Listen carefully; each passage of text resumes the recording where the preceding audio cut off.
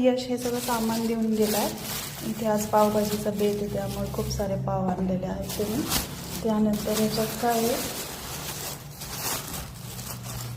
ह्याचे बटाटे आणलेत. पाव इथं आमच्या पिल्लूची पेस्ट्री खायची घाई. जा परती वरती सर थांबा थांब, आपण हॅपी बर्थडे म्हणू दे. थांब ना म्हण. Happy birthday to you. Happy birthday to you. Happy birthday dear Krishna. Happy birthday. Clap your hands.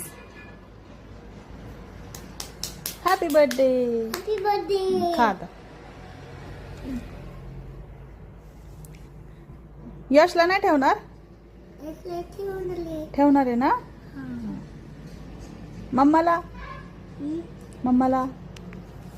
इथे बर्थडे वगैरे नव्हता पिल्लूचा.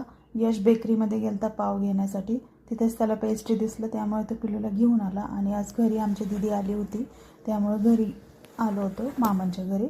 आणि इथे आल्यानंतर ही जी आमची गाडी आहे त्याला छान असं बॉडी लावून घेतली होती, कारण की आतमध्ये बिस्किट वगैरे ठेवले जाणार होते आणि ओपन गाडी नको होती त्यामुळे पूर्ण पॅक करून घेतली होती यांनी.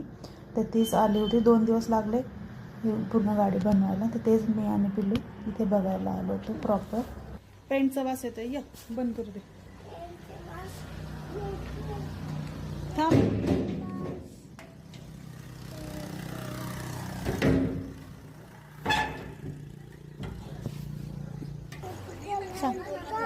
मामीला सांग. काय कोणाची गाडी आहे? अंकलची. हो कशी ओळखली बघ की त्यांनी. हे आणि अंकलची गाडी आणली. कोणाची गाडी? तिथं ऑलरेडी पावभाजीची तयारी चालू होती. मामी चुलीवरच बनवणार होते पावची भाजी. तसं मी बघत होतो.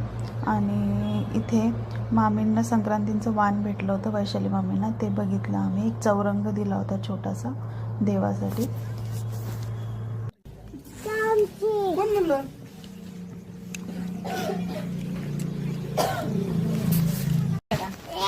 अरे कोण आहे ती? मी तीच आहे तिच्याकडे. तू येत नाही. तुझ्या लक्षात नसलं तर आता सांगते. त्याच्या लक्षात नाही. नाही तर रडला. लक्षात आहे. नाही विचार झाला. त्यांनी बघितलं म्हटलं. इकडे ना पिल दादा. इकडे मागे तिथे दाखवली. कोण आहे पिलू? कोण आहे?